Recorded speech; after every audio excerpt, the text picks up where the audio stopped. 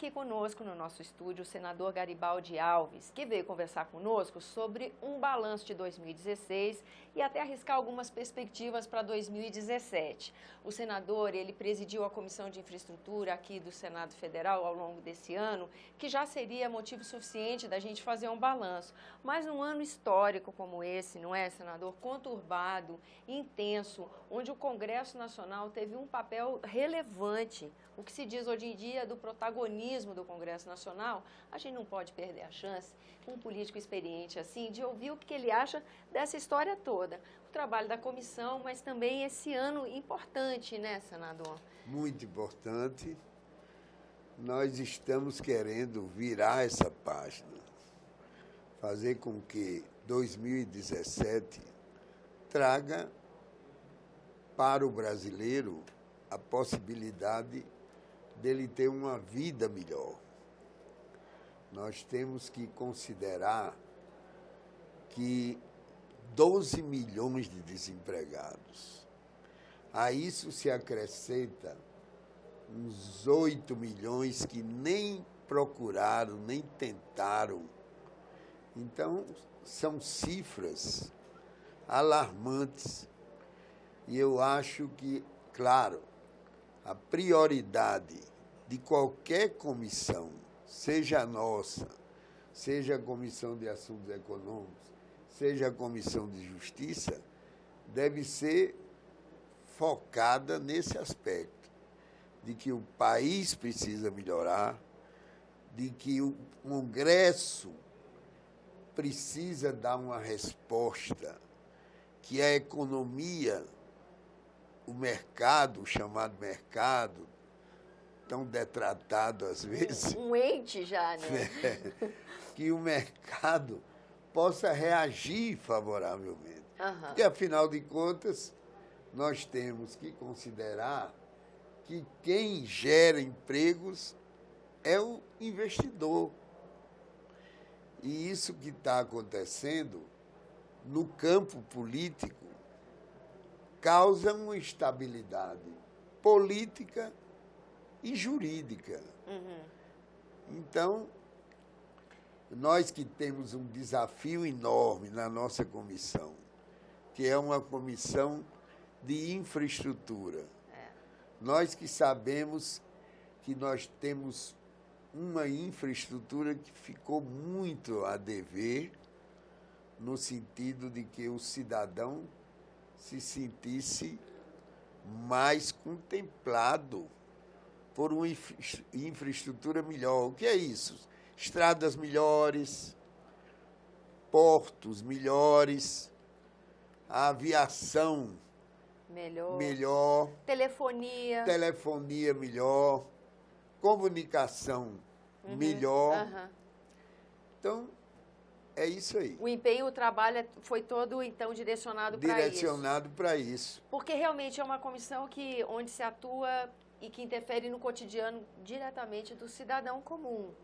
Por exemplo, quando a gente estava aqui pensando nessa entrevista, a transposição do Rio São Francisco foi tema relevante na comissão esse ano, né? É verdade. E é uma obra controversa, né, senador? É uma obra que vem se arrastando, que já foi objeto de uma fiscalização. É uma obra que, num determinado trecho, uma das empresas alvejadas pela Operação Lava Jato fez com que um trecho da obra paralisasse para que fosse feito uma nova licitação, e isso já se deu, de modo que eu represento um Estado que espera pela água. Uhum. Nós somos aqueles que vamos receber a água. Os Sim. doadores são aqueles que se encontram na Bahia, em Minas Gerais, Isso. onde o Rio São Francisco banha aqueles estados. E durante 5 anos de seca, os reservatórios foram se esvaziando, secando, E a única possibilidade de termos uma segurança hídrica, que significa abastecimento humano, água para o povo beber, se deve a essa transposição. Porque até mesmo os projetos de irrigação, que se constituem em determinados estados do Nordeste uma atividade econômica relevante, esses projetos foram deixados de lado para que pudéssemos ter água para beber. Ou seja, continuar viabilizando vida humana. É verdade. Né? Muito dramática mesmo a situação. A questão da banda larga também, telefonia, isso também foi contemplado com o trabalho da comissão, contemplado. Né? A comissão, na verdade, ela exerceu um poder de fiscalização. Porque o legislativo, sabemos todos nós que estamos aqui, que o legislativo tem esse papel de legislar, mas tem um papel relevante de fiscalizar. Que deu origem, inclusive, à instituição de Congresso, né? Congresso, o Parlamento nasceu primeiramente para isso. Para isso. E as agências reguladoras, que têm a função de fiscalizar a prestação do serviço público, o que é que estava acontecendo? Você vai permitir agora que eu fica à vontade, consulte senador. aqui. No início do biênio da nossa comissão, haviam 10 cargos vagos ocupados por interinos. Isso significa... Compromete a atuação das agências. Compromete a atuação. Quem é interino... Tem pouca poder de ação ali, né? As prerrogativas de um interino não são tão valiosas. Então, nos órgãos, as agências cujas diretorias são submetidas ao nosso aval da comissão. Na Anatel tinha uma diretoria vaga, foi preenchida. Na ANTT, 3 diretores interinos. Na ANAC, que é a da aviação, 2 diretorias vagas. No DENIT, que é o Departamento Nacional de Infraestrutura de Estradas, 1 diretoria vaga e 3 diretores interinos. Nossa. Então, e isso reflete muito na atuação, prestação, né? na atuação dessas agências reguladoras. Gente, falando em agência reguladora, senador, ontem a ANAC fez uma... Desculpa interromper o senhor, nem quero atravessar, mas ontem a ANAC tomou uma decisão que vai acabar, acho que, sendo objeto de reflexão da comissão, né? Essa possibilidade de poder cobrar a bagagem de passageiro da aviação. Há alguma expectativa de que o Senado se debruce sobre esse tema? Olha, isso já causou, dentro do Senado, uma certa, assim, irritação, uma certa até perplexidade. Então, eu acredito que essa medida, ela venha a ser objeto de uma intervenção do Senado. Intervenção não no sentido direto, mas que o Senado possa, em nome da população, daqueles que viajam, o Senado possa tomar uma atitude de condenação a isso. Não soou bem, então, para o Senado não caiu bem? Não soou bem. Além da redução dos voos em função da crise econômica, eu diria como se diz lá na minha região, se a senhora permitir. Claro, senador, imagina. Depois de queda, coice. Realmente. Os destaques, como o senhor disse, foram as audiências públicas e votação de projetos que visavam a melhoria da qualidade de vida do cidadão comum, melhorando uma infraestrutura de um país que tem uma infraestrutura bem obsoleta, né, senador?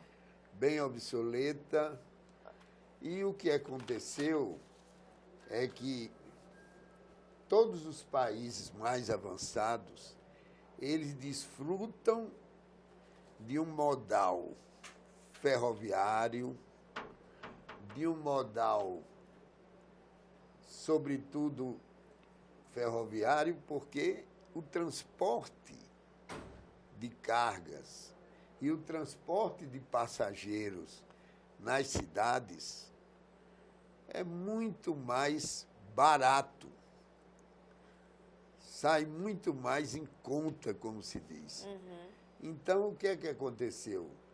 Nós nos debruçamos, priorizamos o modal rodoviário. Sim. E aí o cidadão ficou entregue ao modal rodoviário e ele deixa a desejar diante daqueles que, inclusive, veem aquela estrutura que se tornou obsoleta, daqueles trens. A mobilidade urbana é um desafio nesse país até hoje, nós né? precisamos do transporte público. Com certeza. Nós valorizamos muito o transporte individual, o automóvel. Que a médio prazo inviabiliza, né? Inviabiliza, as cidades estão aí com comprovando trânsito congestionado. Senador, hidrovia nesse país ainda é uma opção remota? Há algum movimento nesse sentido? Porque assim, o argumento já teve a oportunidade de entrevistar parlamentares ao longo do seu tempo de existência que lutaram por isso, por hidrovia. A hidrovia ela tem o seu espaço reservado, mas na região norte. É um desafio na região norte o fato de que possamos ter hidrovias que dê segurança ao transporte. Recentemente, tivemos um desastre, mais um desastre. Que ceifa muitas vidas. No estado do Pará, que ceifou muitas vidas, que enlutou muitas famílias, porque o transporte não foi seguro, não é seguro. Senador, qual é o maior desafio na questão de infraestrutura no nosso país? É recurso? O que é que pega no nosso país? Não, mas o governo não tem recurso. E é difícil atrair investimento para essa área? No momento, nós já falamos sobre isso, não é fácil. Mas a saída é a concessão. E até mesmo a privatização, para que nós possamos ter um transporte mais adequado e precisamos, sobretudo, nos voltar para a tarifa, é claro, para que o cidadão possa pagar uma tarifa acessível ao seu bolso. Algo que não pese no bolso, porque, na verdade, o órgão mais sensível do corpo humano tem um apelo danado esse órgão. É o bolso, né? Com certeza. E perspectivas, falando então nesse rumo que nós estamos indo na conversa, perspectiva para 2017, há uma esperança de um incremento dessas parcerias e que alavanquem a infraestrutura? O governo Temer tem um projeto de fazer com que isso aconteça. Agora, o maior problema é a segurança jurídica. A segurança jurídica e a instabilidade política levam a uma certa retração. E isso vai ser o grande desafio de 2017? Vai ser o grande desafio de 2017. Para qualquer hora que se olhe? A qualquer momento, nós vamos ter essa preocupação. E eu que fiquei naquela comissão de infraestrutura e me despedi hoje, né? E que me vali de um universitário. O universitário era o secretário da comissão, que eu, a toda hora, recorria a ele, porque, na verdade, eu não sou um regimentalista. Eu fui presidente do Senado mas eu não tenho, claro, o dever de conhecer o regimento e o nosso universitário é para isso mesmo. Tá aí, né? Porque as habilidades do senhor... É o nosso Tales. O senhor presidiu essa casa também num momento difícil, né, senador? Muito difícil. E muito mais que regimento, é habilidade para essa articulação toda, né? É verdade. Essa casa, infelizmente, não é muito agora a casa do consenso. Os debates estão muito acirrados. O que está havendo é realmente uma situação de intolerância entre os parlamentares. E o que me preocupa muito é que, em determinadas horas, você tem que ter um certo consenso.